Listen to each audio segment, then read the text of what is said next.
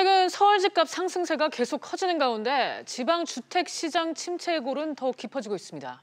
특히 하반기에 예정된 공급 물량 탓에 미분양 리스크도 확산되고 있는데요. 관련해서 송승현 부동산연구소 소장 모시고 얘기 나눠보도록 하겠습니다. 소장님 어서 오세요. 네, 안녕하세요.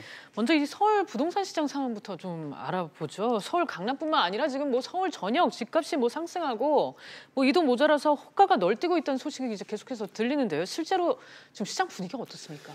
네, 정부가 8.2 대책 이후로 전체적으로 수요 억제책을 많이 냈습니다. 네. 그래서 양도세 중과라든지 재건축 초과이익 환수라든지 이런 것들을 계속적으로 냈고요. 그렇다 보니까 시장에선 공급은 어느 정도 한계에 부딪히고 있습니다. 왜냐하면 재건축을 하면서 추가적으로 공급을 또 해야 되는데 이것도 30년에서 40년으로 늘리면 서울에 대한 물건에 대해서 점점 더 귀해지기 때문에 가격은 계속적으로 상승할 수밖에 없고요.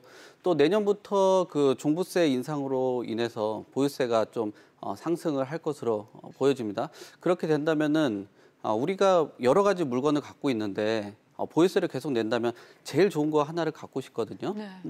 여러 가지 있으면 앞으로도 가격이 좀 더 상승할 수 있는 집을 갖고 싶어 하는데 그중에서도 제일 우선적으로 강남을 선택을 할 거고요. 또 서울에 있는 집을 또 선택을 할 겁니다. 그렇게 강남에 있는 집값이 앞으로 튀고 나가다 보니까 이른바 최근에 갭매우기라는 현상 때문에 강남에서 올랐으면 그 주변 인근 지역도 계속 따라서 올라갈 수밖에 없는 그런 현상. 그러다 보니까 서울 쪽으로 그 값이 계속적으로 주도를 하고 지방 같은 경우는 전체적으로 시장이 좀 침체되는 그런 부분 때문에 점점 계속적으로 양극화가 일어나는 그런 모습들을 볼 수가 있습니다. 네, 이에 반해서 지금 지방 부동산 시장은 극심한 침체에 빠진 모양새입니다. 집값 하락폭이 계속해서 확대되고 있다고요?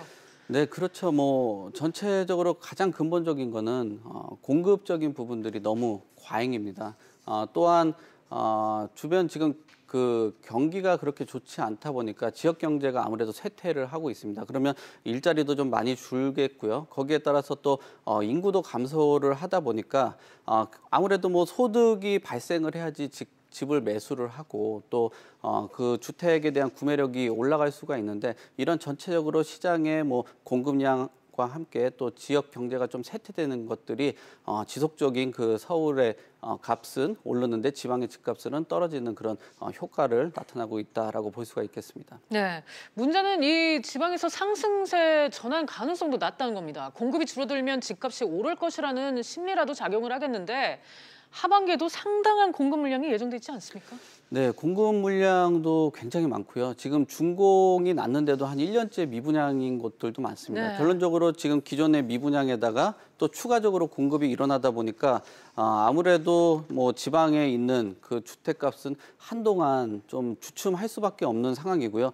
미분양들이 해소를 하려면은 기본적으로 그 지역이 안정화에 들어가야 되는데 계속적으로 공급은 나오게 되고 또 입주량이 증가를 하면서 매수를 하려고 하는 사람들 자체는 좀 위축될 수밖에 없거든요. 그럼 매수세가 아무래도 줄고 거래량이 떨어지다 보니까 당분간 이 기간 지역이 안정화가 되고 경기 침체가 회복이 되기 전까지는 지방에 있는 이런 부동산 시장은 당분간 좀 꽤 오랜 시간이 걸릴 것 같습니다. 해소되려면 굉장히 오랜 시간이 걸릴 것으로 예측을 하고 있습니다. 네, 이미 지금 공급 포화 상태에 이 기존 미분양까지 떠나야 할 상황인데 정부의 지방 대책 마련은 소극적이다 이런 지적도 나오고 있습니다. 그건 왜 그런가요? 네, 지금 서울의 집값을 잡으려고 하는 생각들로만 너무나 많이 매몰돼 있죠. 예, 완전히 편중된 것으로 보입니다. 그러다 보니까 미분양이 많이 발생되는 지방 네. 같은 경우는 관심 바뀐 현상들이 좀 많았고요. 또 새 집을 분양받았던 사람 같은 경우도 기존 주택을 매매해야지 잔금을 치를 수 있는데 이런 부분도 지금 문제점으로 지적을 하고 있습니다. 그래서 지역에서는 미분양 주택을 매입을 해서 임대를 해야 되는 거 아니냐, 아니면 청약 조정 지역을 좀 해제를 해야 되는 거 아닌가, 이런 불면 목소리들이 계속적으로 나올 수밖에 없는 그런 현실이라고 볼 수 있겠습니다. 네, 이렇게 되면 이제 부동산 시장의 양극화가 더 심각해지는 거 아닌가 하는 이런 걱정도 나와요.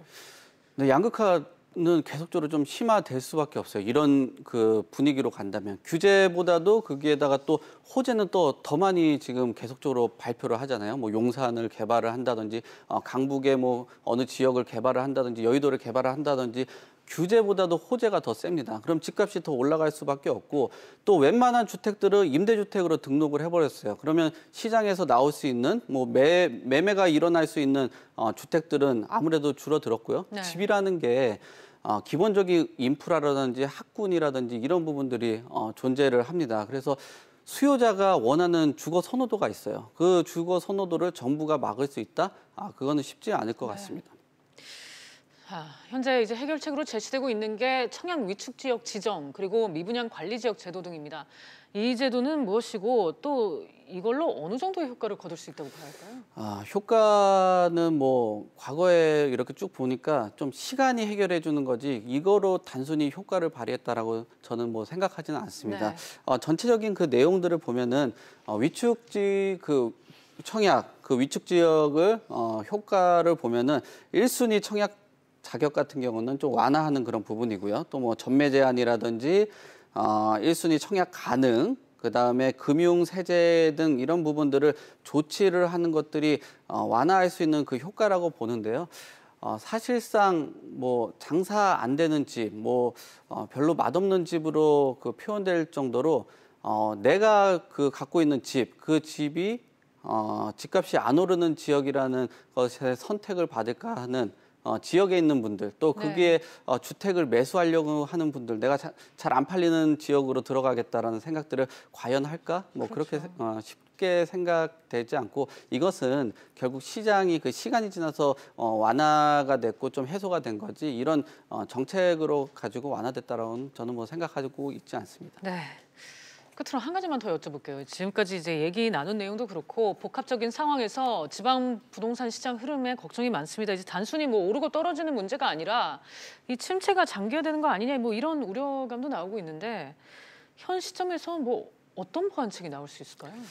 네, 어떤 해당 지역을 너무 규제를 하면 그 지역이 규제만이 아니라 그 인근 지역까지도 약간 규제적인 그 압박감이 들어갈 겁니다. 네. 또 전체적으로 보니까 뭐 부동산만의 문제는 아닌 것 같아요. 부동산과 함께 주변 일대 부동산이 좀 살아나려면 어느 지역 뭐 기업도 좀 유치를 해야 되고 거기도 일자리도 일어나야 되는데 전체적인 시장 자체가 부동산도 규제, 기업도 규제한다는 것으로는 부동산을 해결하는 데 있어서는 답으로 볼 수는 없다라고 생각을 하고 있습니다. 네, 이 부동산을 살리는 데는 부동산 자체만의 문제가 아니라 정말 여러 환경, 인프라가 많이 엮여 있는 것 같습니다.